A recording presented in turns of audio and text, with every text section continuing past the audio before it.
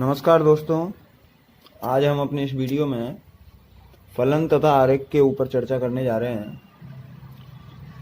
हम दोस्तों, जैसा कि हमें मालूम है कि फिजिक्स के अंदर हम ऐसी प्राकृतिक घटनाओं के बारे में अध्ययन करते हैं और उन घटनाओं को हम आपस में भौतिक सूत्रों के आधार पर जोड़ने का प्रयास करते हैं। तो इन घटनाओं के विवरण को दोस्तों संक्षिप्त में और सटीक रूप से प्रदर्शित करने के लिए हम फलन का इस्तेमाल करते हैं। ठीक है दोस्तों, जैसे मान लिया कोई भी भौतिक प्रक्रम है और उस भौतिक प्रक्रम में एक चर दूसरे चर पर डिपेंड कर रहा है।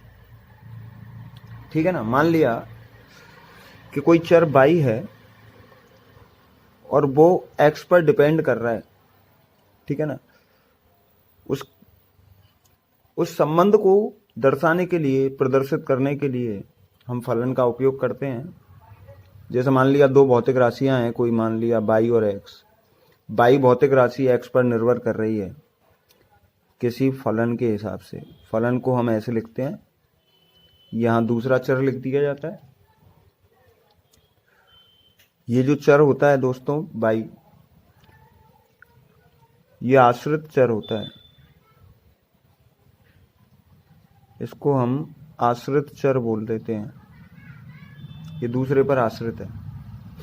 और ये जो x है जिस पर ये y डिपेंड कर रहा है, ये चर निराश्रित चर कहलाता है।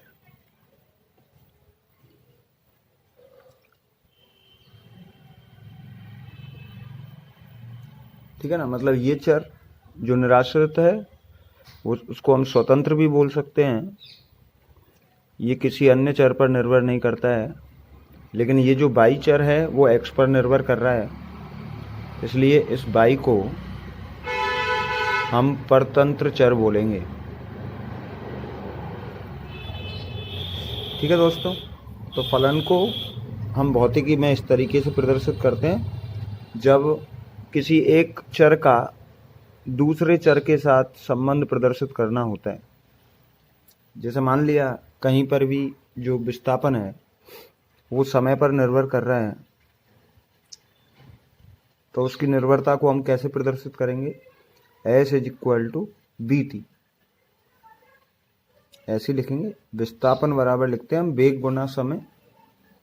ठीक है, यहाँ वेग की जगह कुछ भी हो सकता है, क्योंकि दो ही चर होते हैं, तीन भी हो सकते हैं।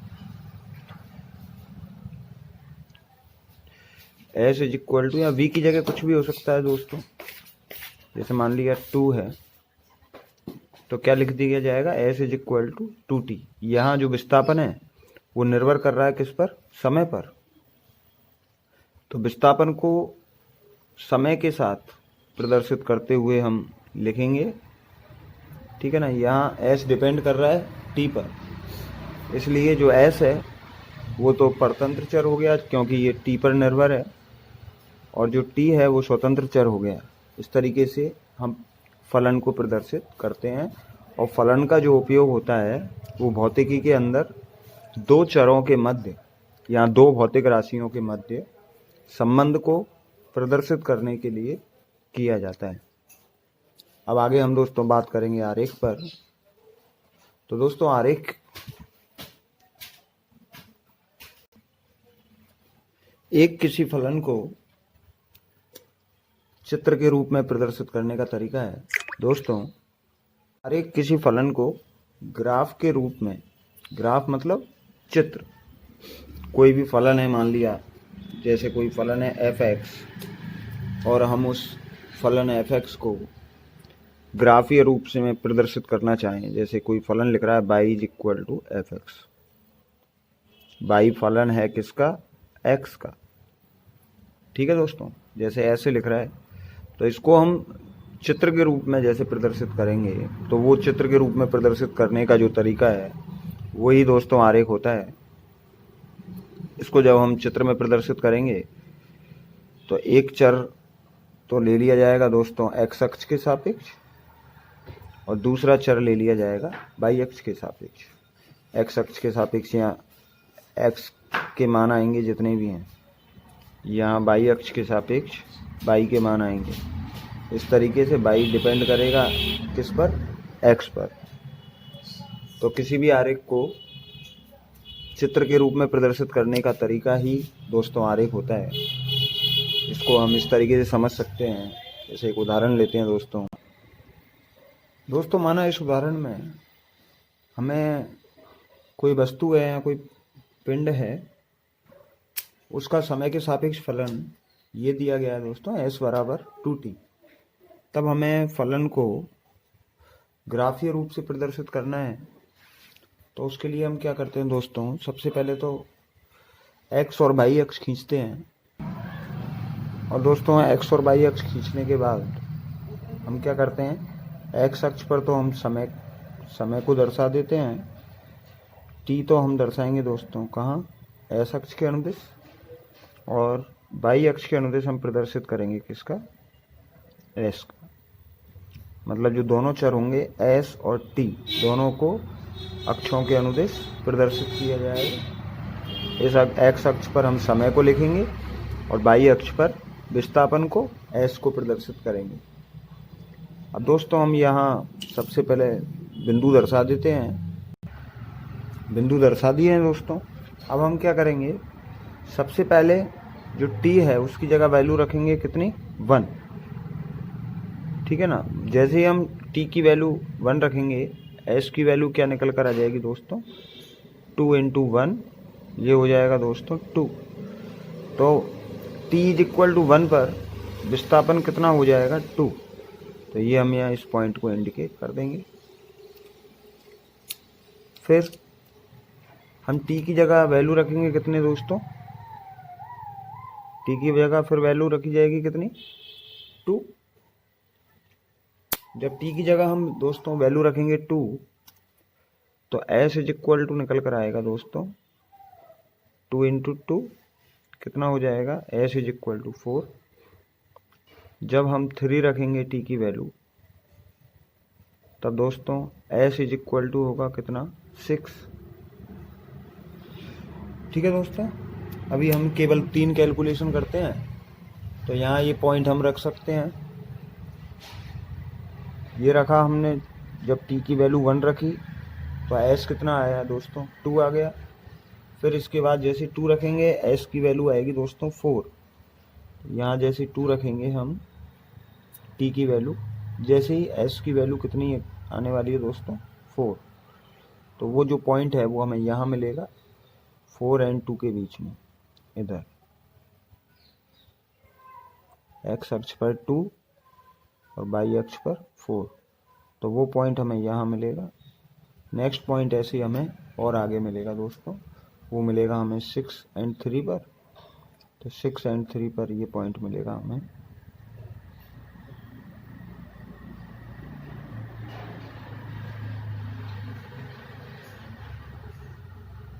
ये पॉइंट हमें 6 और 3 पर मिलेगा। इस तरीके से जब हम इसके लिए वक्र बनाएंगे s = 2t के लिए, तो दोस्तों वक्र हमें इस तरीके से मिलेगा। 0 रखेंगे वैल्यू, तब s की वैल्यू भी कितनी आएगी, 0 ही आएगी दोस्तों। इस तरीके से हम कोई भी, जैसे हमें फलन दिया गया है, उस फलन के लिए हम ग्राफ बना सकते हैं। और ये जो ग्राफ है ये उसको चित्र में प्रदर्शित करने का तरीका होता है। दोस्तों हम उम्मीद करते हैं आपको फलन और आरेख के बारे में जो बेसिक कंसेप्ट है वो आप समझ गए होंगे। और दोस्तों आगे भी हम और भी अच्छे कंसेप्ट लेकर आने वाले हैं।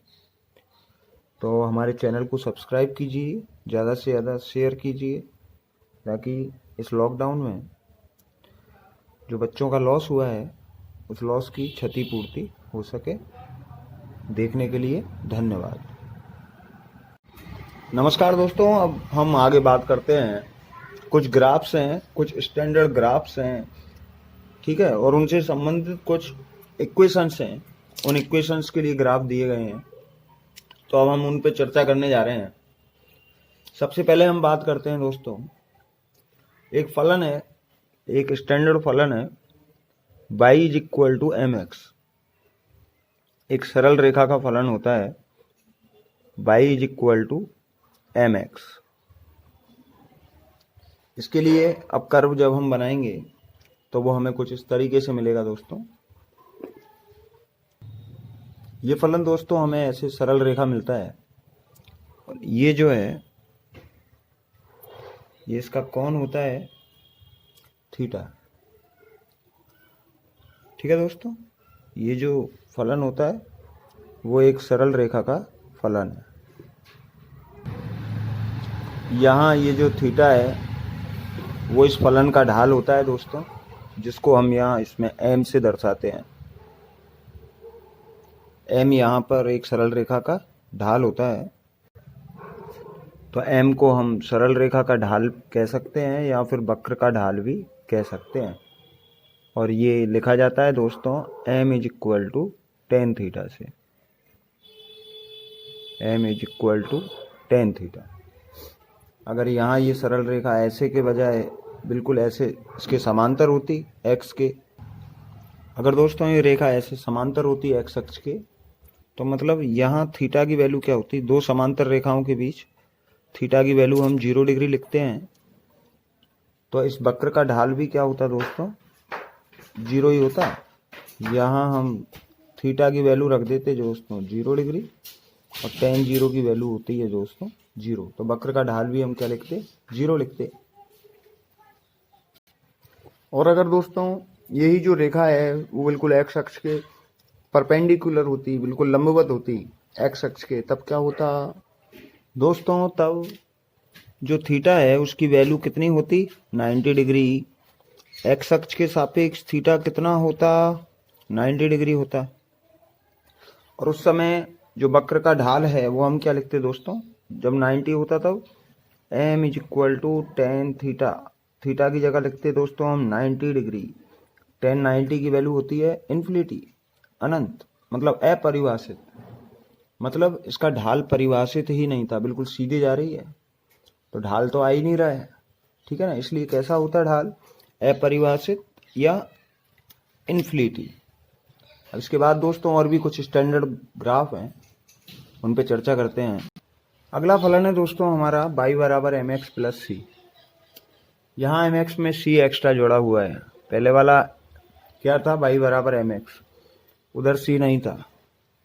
ठीक है ना, मतलब हम जब x का मान कितना रखेंगे, 0 भी रख देंगे ना, x का मान जब 0 रख देंगे तो भी c बचा हुआ रहेगा, ये 0 हो जाएगा, और प्लस c, तो y की वैल्यू तो भी कितनी रहेगी, c तो रहेगी। इसलिए यहाँ जब x की वैल्यू हम यहाँ 0 पे ले आते हैं तो भी y का मान कुछ ना कुछ रहता है। फलन यहाँ से स्टार्ट होता है, कहाँ से, c से। तो 0 पर y का मान कितना रहता है, c। ये इतना मान किसको दर्शा रहा है, c के मान को दर्शा रहा है। इसका ढाल भी वही उसी हिसाब से निकालते हैं, m is equal to tan theta से। इस वक्र का ढाल भी, क्योंकि सरल रेखा है, इसका ढाल भी हम वही m is equal to tan theta से ही निकालते हैं। अब इसके बाद और एक और दूसरे फलन की बात करते हैं दोस्तों। अगर मान लो दोस्तों जो c की वैल्यू है वो प्लस की जगह अगर माइनस हो जाती है, उधर mx प्लस सी था और यहाँ mx माइनस सी है, तो x की वैल्यू जब हम 0 रखेंगे तो भी y की वैल्यू हमें क्या निकल कर आएगी, माइनस सी बचेगी लास्ट। जब x की वैल्यू हम कितनी रखेंगे, 0 रख देंगे यहाँ, तो भी कितना बचेगा, माइनस सी बचेगा। इसलिए ये जो मान है यहाँ से यहाँ तक, ये कितना होगा, माइनस सी होगा। ये दूरी c होगी, और वही m की वैल्यू हम क्या रख देंगे, टेन थीटा। वही वक्र का ढाल होगा, m is equal to tan theta. केवल इतना फर्क है, उधर यहाँ प्लस में आएगी दूरी, अगर माइनस लग गया तो कहाँ आएगी, नीचे। दोस्तों ग्राफ के अगले फलन की बात करते हैं। इसमें जो m है उसकी वैल्यू ऋणात्मक दे रखी है। जो m है दोस्तों, मतलब वक्र का जो ढाल है वो नेगेटिव है। वक्र का ढाल नेगेटिव है तो वक्र इस तरीके से होगा, इधर अब क्लॉकवाइज डायरेक्शन में खुलेगा। अगर ढाल नेगेटिव है तो वक्र ऐसे क्लॉकवाइज डायरेक्शन में खुलेगा, ठीक है ना। इसलिए m की वैल्यू क्या है, नेगेटिव है, लेकिन यहाँ प्लस c और है, तो इसका मतलब दोस्तों वक्र की जो स्टार्टिंग है वो इधर से होगी, इस जगह से, इस जगह से। अगर m पॉजिटिव होता तो ये ऐसे जाता, m नेगेटिव है इसलिए ये ऐसे जाएगा दोस्तों नीचे की तरफ, ठीक है ना। और x की वैल्यू हम 0 रख देंगे तो y की वैल्यू कितनी मिलनी चाहिए हमें, c। तो y की वैल्यू लगभग c तो रहेगी ही। आगे कुछ और फलनों की बात करते हैं दोस्तों। जैसे परवलय का फलन दिया है x बराबर ky², तो यहाँ x डिपेंड कर रहा है किस पर, y पर, ठीक है। उसके लिए वक्र इस तरीके से मिलेगा, x बराबर ky², माइनस हो गया तो वक्र इधर की तरफ हो जाएगा इस तरीके से। फिर इधर तो आश्रित चर कौन सा है, x, और निराश्रित y है, लेकिन यहाँ दोनों चर बदल जाते हैं दोस्तों। स्वतंत्र चर यहाँ x है, मतलब आश्रित चर, निराश्रित चर, और आश्रित चर y है। तो इसके लिए जब हम ये वक्र बनाएंगे तो वो हमें इस तरीके का मिलेगा, और y = -kx² के लिए इस तरीके से मिलेगा। दोस्तों ये चारों के चारों वक्र परवलय के वक्र हैं। की बात करें दोस्तों, अगला फलन y = x है, मतलब y x पर निर्भर कर रहा है लेकिन उसके व्युत्क्रमानुपाती है। इसको हम ऐसे भी लिख सकते हैं इस फलन को, जैसे मान लिया y = यहाँ कोई कांस्टेंट हो सकता है k, और ये हो जाएगा x। तो ये फलन है मान लिया y = k/x। तो इसके लिए दोस्तों जब हम वक्र बनाएंगे तो हमें कुछ इस तरीके का मिलेगा। व्युत्क्रमानुपाती का वक्र दोस्तों हमें इस तरीके से मिलता है। इस फलन में दोस्तों यदि हम x और y दोनों को मल्टीप्लाई करेंगे यहाँ, तो इनकी वैल्यू एक कांस्टेंट या नियतांक के बराबर आती है। यहाँ ये जो k है ये दोस्तों नियतांक है।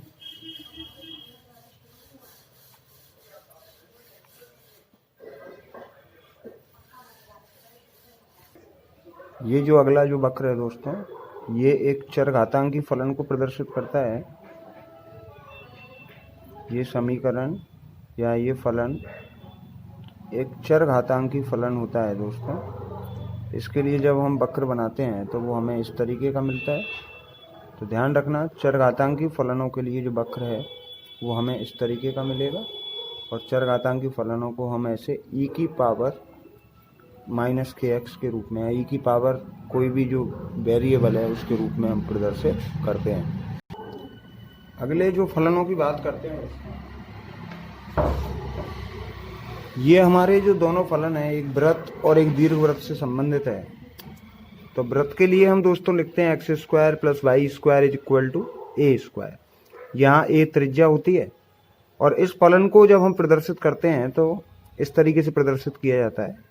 ये एक वृत्त का फलन होता है। यहाँ a o से दूरी है, और ये हमेशा नियत रहती है।